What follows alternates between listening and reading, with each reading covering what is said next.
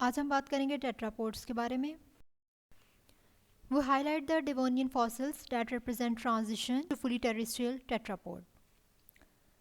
सबसे पहले हम बात करेंगे कि टेट्रापोड का मतलब क्या है। टेट्रापोड अपने आप में एक मीनिंग रखता है। टेट्रापोड मीनिंग 4 लिम्स, लिम्स और legs and feet with digits. अब हम बात करेंगे इसके मेजर ग्रुप्स के बारे में कि इसमें कौन कौन से ग्रुप्स आते हैं। एम्फेबियंस आते हैं, रेप्टाइल्स आते हैं, बर्ड्स आते हैं, मैमल्स आते हैं।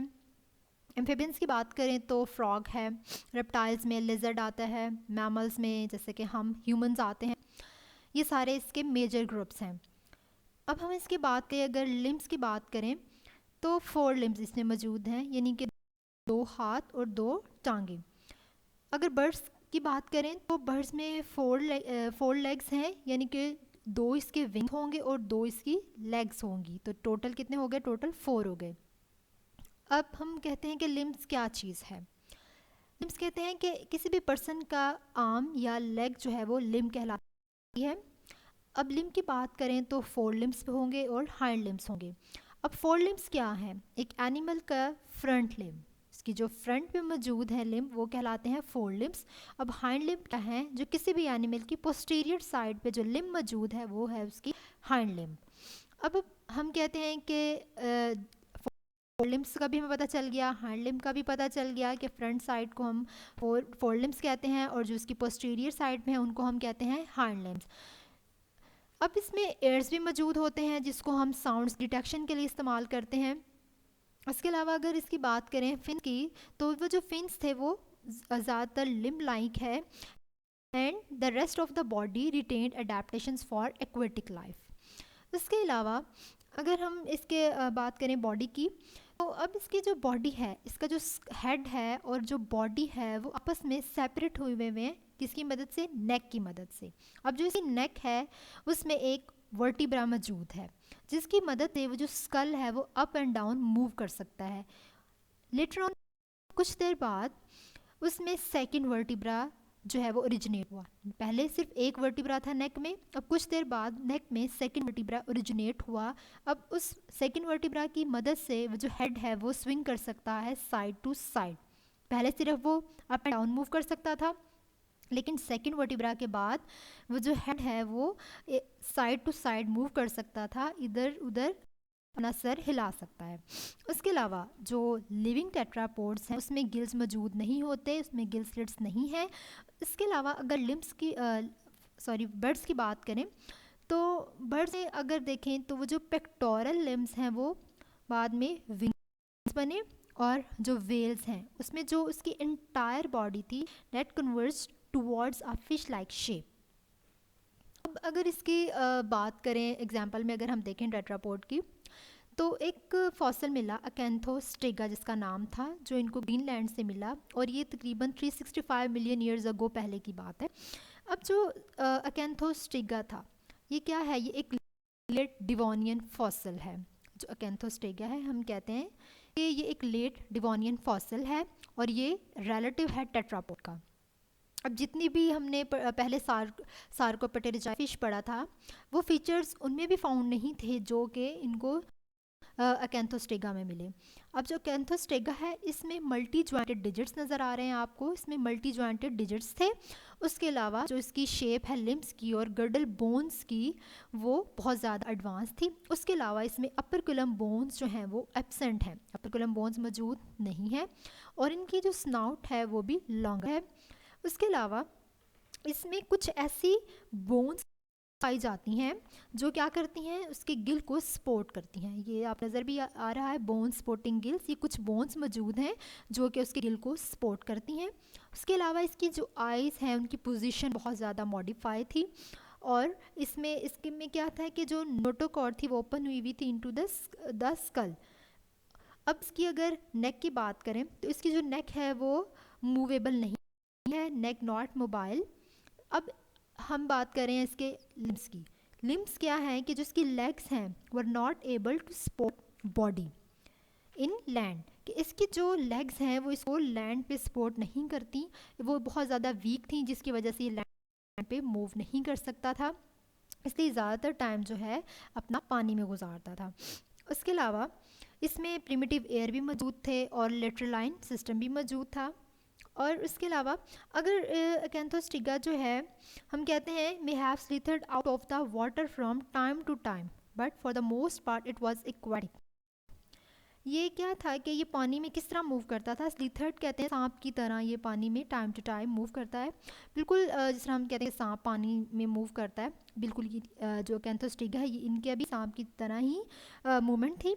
उसके अलावा इसके अगर हम बात करते हैं डिवोनियन और कार्बोनिफोरस पीरियड की, कि इस जितनी भी टेट्रापोड की डाइवर्सिटी हुई थी उनकी जो लेंथ थी, उनमें जितनी भी स्पीशीज़ थी उनकी लेंथ थी 2 मीटर, और वो जितनी भी स्पीशीज़ थी वो वाटर में रहती थी।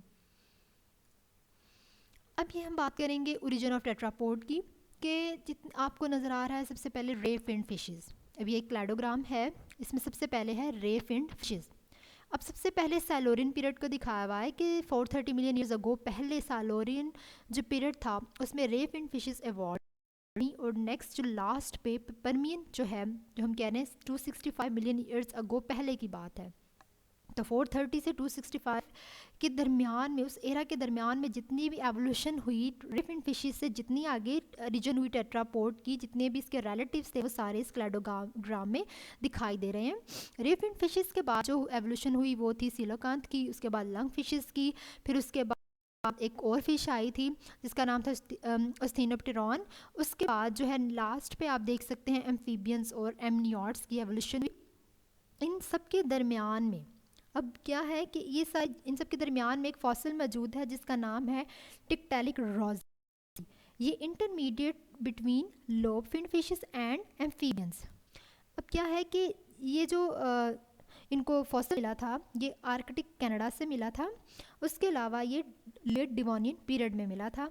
अब ये जितनी भी एवोल्यूशन हुई हुई है ये it evolve from lobed fin fishes और रे फिन फिशेस। अब हम लोब्ड फिन फिशेस की अगर बात करें तो उनमें कुछ बोन्स मौजूद होती हैं, और वो जो बोन्स हैं हम कहते हैं कि जो फिन्स हैं, जो फिन फिशेस हैं उनमें कुछ बोन्स मौजूद है, और उन बोन्स के इर्द गिर्द कुछ फ्लैश होता था जिसकी मदद से ये पानी में मूव कर सकती थी। अब कुछ साइंटिस्ट थे उन्होंने कुछ हाइपोथेसिस दिए। पहला हाइपोथेसिस ये था कि ये पॉन्ड टू पॉन्ड माइग्रेशन करती हैं। उसके अलावा सेकंड क्या था कि ये पॉन्ड से माइग्रेट करके लैंड में आई अपनी खुराक के लिए। उसके अलावा इनका ये भी ख्याल था कि ये जब लैंड में आ जाएंगी तो इनको वहाँ पे कोई भी प्रीडेटर नहीं मिलेगा। लेकिन इन दोनों हाइपोथेसिस में अभी तक ये कंफर्म नहीं हुआ कि इनमें से कौन सा ट्रू है। अब हम बात करें एम्फीबियंस की। जो मेजर ग्रुप है टेट्रापोड का वो है एम्फीबियन। अब ये क्लास एम्फीबिया है इसकी। उसके अलावा अब इसमें ये आपको नज़र आ रहा है कि इसमें स्पीशीज़ कितनी 6150 स्पीशीज़ ऑफ ऑर्गेनिज्म। उसके अलावा एम्फीबियन के 3 ऑर्डर्स हैं। अब वो ऑर्डर जो हैं उनको हम बाद में डिस्कस करते हैं डिटेल में। अब सबसे पहले हम एम्फीबियंस के जो मेन कैरेक्टर्स हैं उनको देख लेते हैं। एम्फीबियंस की डुअल लाइफ है, यानी डुअल का क्या मतलब है कि ये पानी में भी रहते हैं, उसके अलावा ये खुश्की पर भी रहते हैं, उनमें 4 लेग्स मौजूद हैं। इसमें क्या है कि जो फिंगर हैं वो क्लॉलेस हैं। अब अगर हम इसकी बात करें कि गैस एक्सचेंज की बात करें तो जो एम्फीबियंस हैं उनकी स्किन जो है वो मॉइस्ट होती है, और जब ये अर्ली स्टेज है यानी कि लार्वा, वो गिल की मदद से गैस एक्सचेंज करता है, गिल की मदद से सांस लेता है। लेकिन अडल्ट स्टेज जब मेटामॉर्फोसिस हो जाती है, फिर जो गिल्स है उनको रिप्लेस कर दिया था लंग्स ने, फिर वो लंग्स की मदद से सांस लेना शुरू हो गए। एक और करेक्टर भी है जिसकी वजह से ये सांस लेते हैं, और वो है स्किन। इनकी स्किन नेकेड है और वो मॉइस्ट है, स्लाइमी है, थिन है, और वो अब उस स्किन की मदद से भी सांस लेते हैं। उसके अलावा ये नमी में रहना पसंद करते हैं, ये बिलों में रहते हैं, मॉइस्ट लीव्स के नीचे रहना पसंद करते हैं। जहाँ पे बहुत ज़्यादा ह्यूमिडिटी हाई होगी वहाँ पे एम्फीबियंस पाए जाते हैं। उसके अलावा जो है हमने बात की इसकी स्किन की कि वो गैस एक्सचेंज का काम करती है, इसकी स्किन जो है वो मॉइस्ट होती है। कुछ ऐसी टेरेस्ट्रियल स्पीशीज़ हैं जिनके पास लंग्स मौजूद नहीं है, तो वो अपनी स्किन के ज़रिए और ऑरल कैविटी के ज़रिए ब्रीथिंग का काम करती हैं। अब जो एम्फीबियंस हैं वो कोल्ड ब्लडेड हैं, यानी कि ये अपने टेम्परेचर इनका वेरिएबल है। अब कुछ जो हैं वो ब्राइटली कलर्ड होती हैं। एम्फीबियंस जो स्पीशीज़ हैं ब्राइटली कलर्ड हैं, ब्राउन हैं, ग्रीन कलर्स की हमें नज़र आ रही होती हैं। उसके अलावा अगर इसकी फर्टिलाइजेशन की बात करें तो इसकी फर्टिलाइजेशन एक्सटर्नल होती है कुछ स्पीशीज़ में, और जो इनका एग होता है उनको मॉइस्ट इन्वायरमेंट की ज़रूरत होती है। इनका जो एग है उसको बहुत ज़्यादा नमी की ज़रूरत होती है। अब हम बात करेंगे एम्फीबियंस के ऑर्डर की। एम्फीबियन के 3 ऑर्डर्स हैं। सबसे पहले है ऑर्डर यूरोडेला, सेकंड पे है ऑर्डर एनुरा, थर्ड पे आता है ऑर्डर एपुडा। सबसे पहले ऑर्डर यूरोडेला की बात करते हैं। अगर ऑर्डर यूरोडेला की बात करें तो इसमें कौन कौन से एनिमल्स आते हैं, कौन कौन से एम्फीबियंस आते हैं। उसमें आएंगे सैलामेंडर और न्यूट्स। ये जो सैलामेंडर है ये हमें छिपकली की तरह की इसकी अपीयरेंस होती है, बिल्कुल लिजर्ड की तरह की नज़र आ रही होती है। ये उसी की एक स्पीशी है। इसमें जो यूरोडेला की अगर बात करें बॉडी की कि वो किस तरह की नज़र आती है, तो वो सिलेंडर बॉडी है। ये आपको सबसे पहले जो डायग्राम नज़र आ रही है ये आपको सिलेंडर बॉडी नज़र आ रही है इसकी। उसके अलावा इसकी लार्ज आइज़ हैं।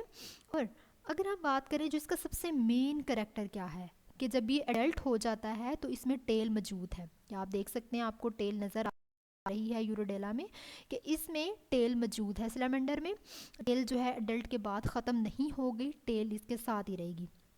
उसके अलावा इसमें जो इसके लिम्स मौजूद हैं उनको ये खुश्की पर इस्तेमाल करती है चलने के लिए, और पानी में भी उनको थोड़े से इस्तेमाल करती है कि वो बॉडी की अंडुलेटिंग मूवमेंट इस्तेमाल करती है कि वो पानी में साइड टू साइड बेंडिंग कर सके, पानी में बॉडी की साइड टू साइड बेंडिंग कर सके। अगर हम बात करें इसकी खुराक की, तो जो टेरेस्ट्रियल सैलामेंडर हैं जो खुश्की पर रहती हैं वो अपनी ज़ुबान का इस्तेमाल करती हैं प्रे को कैप्चर करने के लिए। लेकिन जो एक्वेटिक हैं जो पानी में रहती हैं वो अपने जबड़ों का इस्तेमाल करती हैं खुराक हासिल करने के लिए, अपने प्रे को कैप्चर करने के लिए। उसके अलावा अब हम आ जाते हैं इसकी रिप्रोडक्शन पे। इसकी रिप्रोडक्शन सेक्सुअल होती है, इंटरनल फर्टिलाइजेशन होती है। उसके अलावा जो इसका लार्वा है वो पानी में रहता है और फिर मेटामॉर्फोसिस के बाद वो टेरेस्ट्रियल या एक्वेटिक एडल्ट में कन्वर्ट हो जाता है, या जब वो एडल्ट बन जाता है वो फिर एक्वेटिक में जाता है या फिर टेरेस्ट्रियल में जाता है। अब हम बात करेंगे ऑर्डर एनुरा के बारे में। ऑर्डर एनुरा में जो है कौन कौन से एम्फीबियंस आते हैं, तो उसमें फ्रॉग आता है और टोड आता है। अब फ्रॉग और टोड की बात करेंगे तो इसकी जो बॉडी है वो स्टाउट है। ये जो आपको डायग्राम नज़र आ रही है फ्रॉग, इसकी जो बॉडी है वो हमें इसकी बॉडी स्टाउट होती है, लार्ज आई मौजूद होती हैं। स्टाउट बॉडी का मतलब कि बल्कि शेप। उसके अलावा जो मेन करेक्टर है ऐसा इसमें क्या है कि टेललेस है। जब ये अडल्ट बन जाएगा तो ये इसकी जो टेल है वो ख़त्म हो जाएगी। हमने कोई भी फ्रॉग कोई भी टोड ऐसा नहीं देखा जिसकी टेल हो, जिसकी हमें दुम नज़र आती हो। अब इसकी अगर खुराक की बात करेंगे ये कैसे हासिल करता है, तो इसकी जो टंग है वो स्टिकी होती है, यानी कि जो इसकी ज़ुबान है वो चिपकती है, जो कि इसके माउथ के फ्रंट पे अटैच हुई हुई है। और वो जो टंग है वो अपने जो प्रे है उसको कैप्चर करती है। कोई भी इंसेक्ट है तो उसको वो जो टंग है वो कैप्चर कर लेती है। उसके बाद इसकी जो एडल्ट फ्रॉग की हाइंड लेग्स हैं, जो इसकी हाइंड लेग्स है पीछे वाली जो 2 लेग्स हैं वो बहुत ज़्यादा पावरफुल होती हैं। वो इतनी पावरफुल हैं कि वो इसको हॉपिंग करने में हेल्प करती हैं। जब वो लैंड पे हैं, हॉपिंग का मतलब होता है जंपिंग, उछलने में हेल्प करती है। उसके बाद जो है एक्वेटिक में वो स्विमिंग के लिए हेल्प कर रही होती है। इसकी अगर स्किन की बात करें तो आपको बहुत ज़्यादा शाइनी नज़र आ रही है। इसकी जो स्किन है वो वैसे तो मॉइस्ट होती है। इसमें कुछ और मज़ीद अडेप्टेशंस हैं।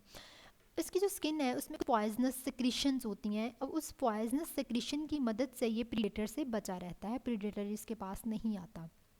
इसके अलावा पॉइजनस स्किन की हमने बात कर ली। उसके बाद इसमें ब्राइट कलरेशन होती है। कुछ स्पीशीज़ जो हैं हम कहते हैं कि other frogs have colour pattern that camouflage them. इनमें इतनी एबिलिटी होती है कि जैसे कोई प्रेडेटर हो तो ये अपने आप को छुपा लेते हैं। ये अपने आप को छुपाने की इनमें सलाहियत मौजूद होती है। अगर तो इनका ब्राउन कलर है तो ये ज़मीन में ख़ुद को छुपा लेंगे, मट्टी में छुपा लेंगे। अगर तो इनका कलर सब्ज़ है तो ये अपने आप को जो है घास के अंदर छुपा लेते हैं। तो ये इनकी एक अडेप्टेशन है, सलाहियत है। उसके अलावा जब सर्दियाँ होती हैं तो ये विंटर स्लीप में चले जाते हैं, हाइबरनेशन जो है चले जाते हैं। अगर हम बात करें इसकी रिप्रोडक्शन की, अब इसकी रिप्रोडक्शन की बात करें तो इसमें भी सेक्सुअल रिप्रोडक्शन होती है। इसके अलावा इसमें एक्सटर्नल फर्टिलाइजेशन होती है। इसका जो लार्वा है पानी में ही बनता है, पानी में रहता है और वहाँ से फिर ये एलजी को खुराक के तौर पर इस्तेमाल करता है। फिर उसके बाद जो है मेटामॉर्फोसिस होती है। अब मेटामॉर्फोसिस होती है तो अडल्ट बनता है, फिर वही कि अडल्ट जो है वो इक्वेटिक हो सकता है या फिर टेरेस्ट्रियल हो सकता है। अगर मेटामॉर्फोसिस की बात करें तो मेटामॉर्फोसिस क्या चीज़ है? Transmission from an immature form to an adult form. Transformation हो रही है इमेच्योर से एडल्ट फॉर्म में, यानी कि शेप चेंज हो रही है, ये कहलाती है मेटामॉर्फोसिस। अब हम बात करेंगे ऑर्डर एपोडा। अब ऑर्डर एपोडा की बात करें तो हम इसमें एग्जांपल लेंगे सिसिलियंस। ये जो आपको डायग्राम नज़र आ रही है एपोडा की, ये है सिसिलियन। इसकी जो शक्ल है वो अर्थवर्म की तरह की दिखाई देती है, ये सिसिलियन है। अब इसमें हम कहते हैं कि इसमें लेग्स मौजूद नहीं है। आपको ये लेगलेस नज़र आ रहा है, इसमें लेग्स मौजूद नहीं है, इसमें लिम्स मौजूद नहीं है, इसलिए हम कहेंगे नो लिम्स आर प्रेजेंट। उसके अलावा इसकी बॉडी जो है वो स्लेंडर है, इसकी बॉडी स्लेंडर होती है। इसके अलावा इसमें आपको आई भी नज़र नहीं आ रही होगी, इसमें आइज़ मौजूद नहीं होती। इसकी जो स्किन है उस पर बहुत ज़्यादा सेंस ऑर्गन्स मौजूद हैं इसकी पूरी स्किन पे, और वो सेंस ऑर्गन्स क्या काम कर रहे होते हैं? वो जो सेंस ऑर्गन है वो कोई भी अपने आसपास होने वाली हरकत को जो है वो डिटेक्ट कर सकते हैं, लाइट को डिटेक्ट कर सकते हैं। उसके अलावा जो टेरेस्ट्रियल सिसिलियंस है वो अपनी खुराक में अर्थवॉर्म को लेते हैं। उसके अलावा जो एक्वेटिक हैं, एक्वेटिक सिसिलियंस, वो इन्वर्टेब्रेट को खाते हैं और स्मॉल फिशेस को खाते हैं। उसके अलावा जो सिसिलियंस हैं जो हम कहते हैं ट्रॉपिकल एरियाज़ में रह रहे होते हैं, वो मोस्ट स्पीशीज़ जो हैं वो उनकी बिल में रहती हैं, मॉइस्ट फॉरेस्ट सॉइल में रह रही होती हैं। उसके अलावा जो साउथ अमेरिका की स्पीशीज़ हैं वो ज़्यादातर फ्रेश वाटर पॉन्ड्स में रहती हैं और स्ट्रीम्स में रह रही होती हैं।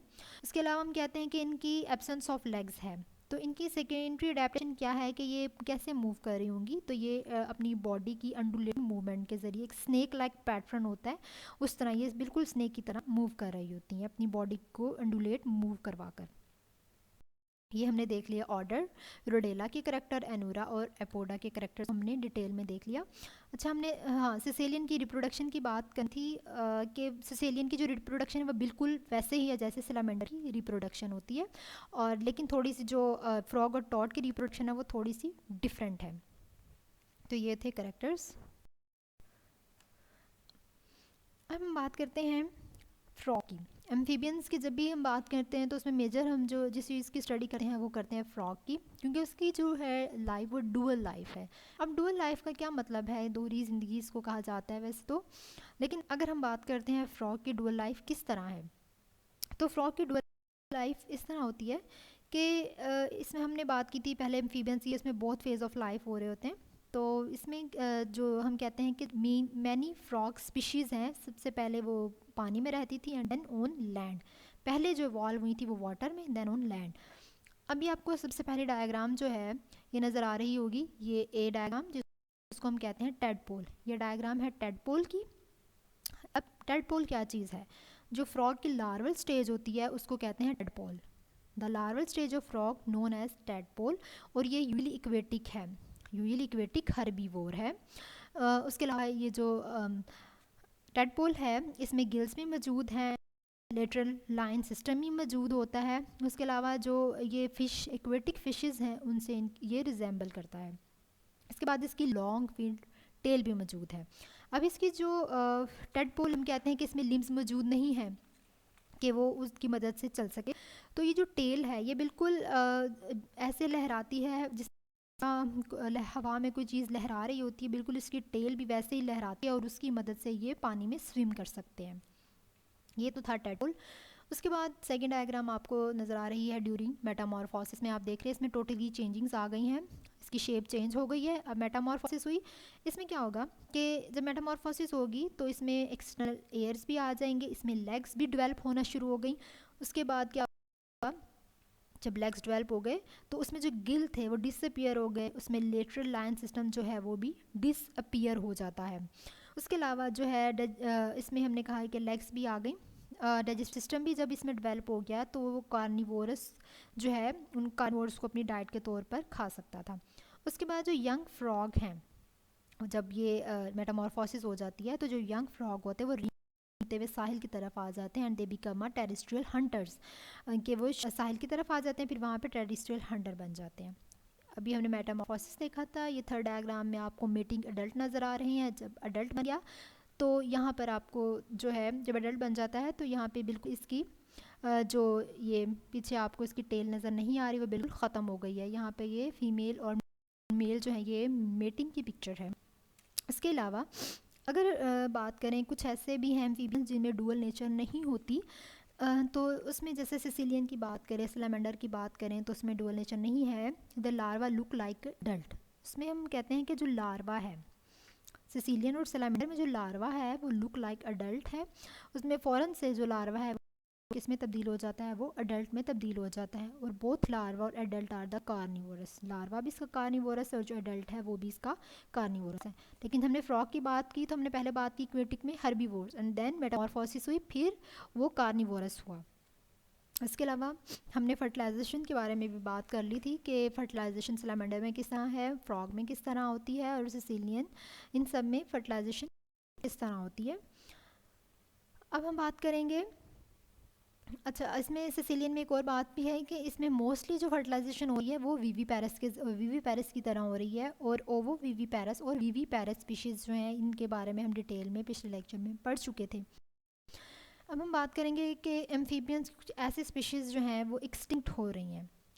अब वो एक्सटिंक्ट कैसे हो रही हैं कि अब हम बात करें 25 ईयर्स अगो पहले की बात करें तो जो जोलॉजिस्ट थे उन्होंने ये स्टडी किया कि जो एक्सटिंक्ट होती जा रही हैं एम्फीबियंस वो किस वजह से, वो क्लाइमेट चेंज की वजह से, पोल्यूशन की वजह से, फंगल पैथोजेंस की वजह से, उसके अलावा हैबिटेट लॉस की वजह से ये ख़त्म होती जा रही हैं। अब 2004 में भी स्टडी हुई सिंस 1980 तो 9 एम्फीबियन स्पीशीज़ जो थी वो एक्सटिंक्ट हो चुकी थी। उसके अलावा 113 स्पीशीज़ जो हैं वो अभी तक देखने को नहीं मिली, पॉसिबली वो भी एक्सटिंक्ट हो चुकी हैं।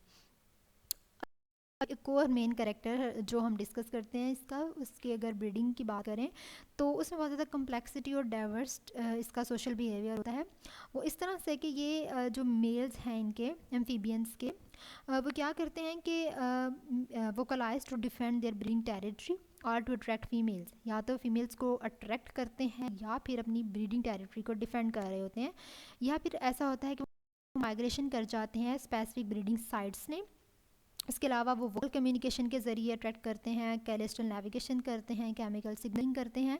वोकल कम्युनिकेशन में क्या होता है कि वो अपनी साउंड्स के ज़रिए दूसरे में जो एम्फीबियंस हैं या एनिमल्स हैं उनको अट्रैक्ट कर रहे होते हैं। कैलेस्ट्रल नेविगेशन क्या है कि इसमें अगर एक एम्फीबियन है या कोई बर्ड है उसने कि जाना है कहीं तो उसे डेस्टिनेशन का नहीं पता, अब वो इंस्ट्रक्शंस कहाँ से लेगा, तो वो जो सूरज है उससे इंस्ट्रक्शंस हासिल करेगा, जिसको हम सन कैंपस कह रहे हैं कि सन कैंपस जो है उसकी मदद से वो अपनी डेस्टिनेशन तक पहुँच जाएगा सन कैंपस को इस्तेमाल करते हुए। उसके अलावा हम केमिकल सिग्नलिंग की अगर बात करें तो इसमें हम फेरामोन्स की बात करते हैं। उसके अलावा ये स्मेल की मदद से अपने प्रे को भी पहचान लेता है। उसके अलावा ये स्मेल की वजह से दूसरे एनिमल को आइडेंटिफाई कर सकता है। ये हमने देख लिया एम्फीबियंस को। उसके अलावा जो है एक ज़ूलॉजिस्ट के लिए फ्रॉग और टोड के दरमियान में डिफरेंस जानना बहुत ज़्यादा ज़रूरी होता है। तो ये आपको सामने फ्रॉग की डायग्राम भी नज़र आ रही है और टोड की डायग्राम भी नज़र आ रही है। अब हम बात करते हैं कि जो हमारे इर्द गिर्द हमें नज़र आते हैं वो फ्रॉग हैं या टोड हैं। तो हमारे जो इर्द नज़र आ रहे हैं, हम गली में, मोहल्ले में, अपने घरों में भी इधर उधर जो हम देखते हैं वो हमें टोड नज़र आते हैं। वो फ्रॉग्स नहीं होते, वो टॉड होते हैं। अब फ्रॉग की अगर बात करें कि इसका जो साइज़ है वो लार्जर होता है, इसकी जो स्किन है हम कह रहे हैं कि वो कैसी है, इसकी स्किन वेट है, स्मूथ है, उसके अलावा स्लिम बॉडी टाइप है। और ये एग्स किस तरह देता है, ये एग क्लस्टर्स की फॉर्म में देता है, क्लम्प्स की फॉर्म में एग देता है। इसके अलावा ये पानी में रहता है, ये खुश्क नहीं रहता and it prefer to jump. उसके अलावा जो इसकी लेग्स हैं वो बहुत ज़्यादा लॉन्ग होती हैं। अब अगर हम टोड की बात करें तो टोड की बहुत ज़्यादा ड्राई और रफ स्किन होती है। उसके अलावा ये पानी में नहीं रहता, ये खुश्की पर रहता है। इसकी लेग्स शॉर्ट होती हैं और ये अंडे जो है चेन की फॉर्म में देता है, लंबी लड़ी की तरह अंडे देता है। इसकी स्किन बहुत ज़्यादा थिक है, ड्राई है। हमने कहा इसकी बॉडी जो है फ्रॉग की स्लिम है, लेकिन टोड की बॉडी क्या है वो स्टाउट है, वो थोड़ी सी फ्लफ़ी है, थोड़ी सी फैटी बॉडी है। इसके अलावा ये प्रेफर करता है वॉक को। उसके अलावा ये स्मॉल हुप्स यानी कि स्मॉल जंप करता है, लेकिन फ्रॉग हमने कहा था कि वो प्रेफर करता है जंप को। ये हमने मेजर डिफरेंस देख लिया फ्रॉग और टोड के बारे में। अब इस बाद हमें मेल फ्रॉग और फीमेल फ्रॉग का पता होना ज़रूरी है। अब मेल क्या है? Male have swollen thumb during breeding to grab. जो मेल का थंब है वो स्वॉलन हो जाता है जब उसने ब्रीडिंग करनी होती है, क्योंकि उसने फीमेल को पकड़ना होता है। जब आप किसी फीमेल ही फ्रॉग को उठाकर देखें तो आपको पता चल जाएगा कि ये मेल है या फीमेल है। उसके अलावा फीमेल्स में ऐसा कुछ नहीं होता, और मेल जो है वो नाइट कॉल्स देते हैं, रात को जो हमें आवाज़ें सुनाई देती हैं वो मेल होता है, मेल फ्रॉग। उसके अलावा इसका स्मॉलर इन साइज़ होता है। जो फीमेल्स हैं वो लार्जर इन साइज़ होती हैं, और वो नाइट कॉल्स नहीं देती। वो जो मेल कॉल दे रहे होते हैं उसको सुनती हैं और डिसाइड करती हैं कि जो आवाज़ उनको अट्रैक्ट करती है उनके साथ फिर वो ब्रीडिंग का प्रोसेस कर रही होती हैं। ये आज का हमारा लेक्चर था, जिसमें हमने, अब इसको रिवाइज़ कर लें तो हमने क्या क्या देखा। हमने सबसे पहले टेट्रापोड देखा कि वो क्या चीज़ है, लिम्स के बारे में पढ़ा। उसके अलावा उसके चंद कैरेक्टर्स के बारे में देखा। उसके अलावा हमने जो है फॉसिल, अर्ली फॉसिल को देखा, ओरिजिन ऑफ टेट्रापोड देखा। उसके बाद हमने एम्फीबियंस को डिस्कस किया, एम्फीबियंस के ऑर्डर्स को डिस्कस किया डिटेल में। उसके बाद हमने जो है उसकी वो एक्सटिंक्ट कैसे हो रहे हैं उसको डिस्कस किया, और लास्ट में हमने उसकी डिफरेंस जो है फ्रॉग और टोड का इसको डिस्कस किया, मेल और फीमेल फ्रॉग कौन सी है हमने डिटेल में देखा। तो ये था आज का हमारा